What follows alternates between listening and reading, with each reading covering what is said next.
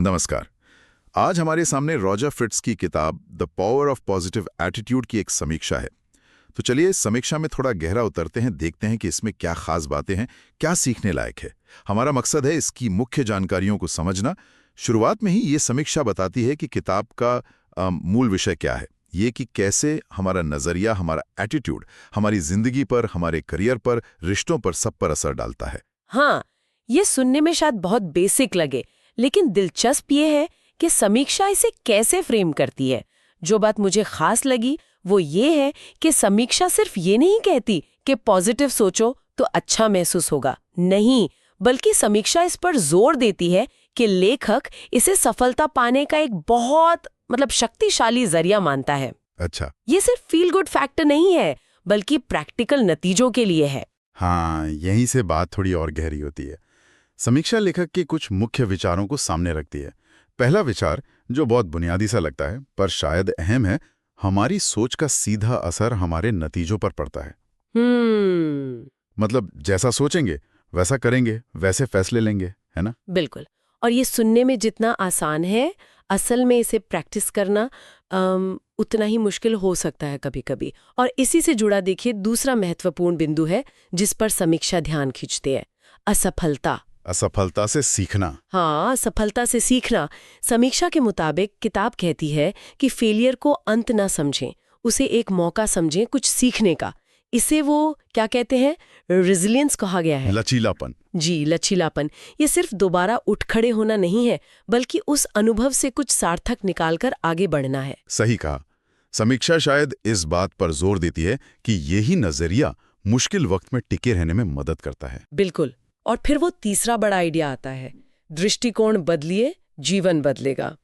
ये तो जैसे पूरी किताब का निचोड़ लगता है। हाँ, एक तरह से। समीक्षा कहती है कि सफलता बहुत हद तक इस पर निर्भर करती है कि हम हालात को देखते कैसे हैं। मतलब प्रॉब्लम पे फोकस करते हैं या सॉल्यूशन पर। सही। और समीक्षा में ये भी जिक्र है कि किताब नकारात्मकता से निपटने के कुछ तरीके भी बताती है। अच्छा, जैसे कि? समीक्षा विस्तार में तो नहीं जाती, पर इशारा करती है कि कैसे उन नेगेटिव विचारों के पैटर्न को तोड़ा जाए, खुद को मोटिवेटेड रखा जाए। ये जानना दिलचस्प होगा कि वो तरीके कितने प्रैक्टिकल हैं। हाँ, और प्रैक्टिकलिटी की बात करें तो समीक्षा किताब की बनावट पर भी टिप्पणी करती है।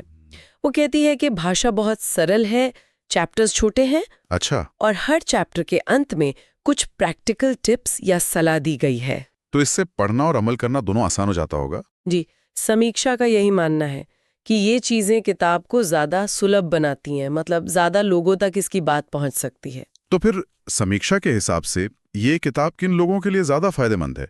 क्या कोई खास ग्रुप? समीक्षा कहती है कि ये काफी गहन दर्शक वर्ग के लिए है। वो लोग जो अपना आत्मविश्वास बढ़ाना चाहते हैं उनके लिए तो है ही, छात्रों के लिए जो शायद परीक्षा या भविष्य को लेकर परेशान हो, प्रोफेशनल्स के लिए जो करियर में ग्रोथ चाहते हैं, और शायद वो लोग भी जो थोड़ी निराशा महसूस कर रहे हों। हाँ बिल्कुल, जो किसी तरह की असफलता या मुश्किल दौर से गुजर रहे हो और थोड़ी मानसिक मजबूती चाहते हो। समीक्षा इसे एक तरह के मेंटल टूल किट जैसा बताती है। समझ गया। तो कुल मिलाकर समीक्षा का फाइनल वर्डिक्ट क्या है? इसे कितनी रेटिंग मिली?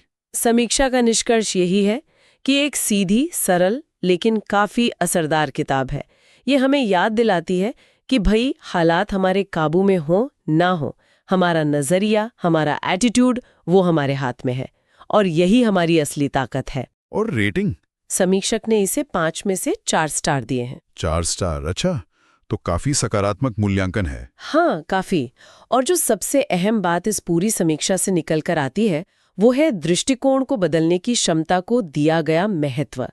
ये छोटा सा बदलाव कितने बड़े नतीजे ला सकता है। तो इस समीक्षा के विश्लेषण से ये साफ है कि सकारात्मक दृष्टिकोण को न सिर्फ मानसिक स्वास्थ्य के लिए अच्छा माना गया है, बल्कि जीवन में वास्तविक सफलता पाने के लिए भी एक महत्वपूर्ण तत्व समझा गया है। बिल्कुल। और किताब की सरलता और व्यावहारिकता, जैसा कि समीक्षा बताती है, उसे और उपयोगी बनाती है। सही। और देखिए, ये पूरी चर्चा एक दिलचस्प सवाल भी खड़ा करती है जिस पर शायद हम सबको सोचना चाहिए। क्या सवाल? कि बाहरी परिस्थितियां चाहे कितनी भी चुनौतीपूर्ण क्यों ना हो, क्या वाकई सिर्फ अपना अंदरूनी नजरिया बदलकर हम हर स्थिति को पूरी तरह से संभाल सकते हैं, या इसकी भी अपनी कुछ सीमाएं हैं?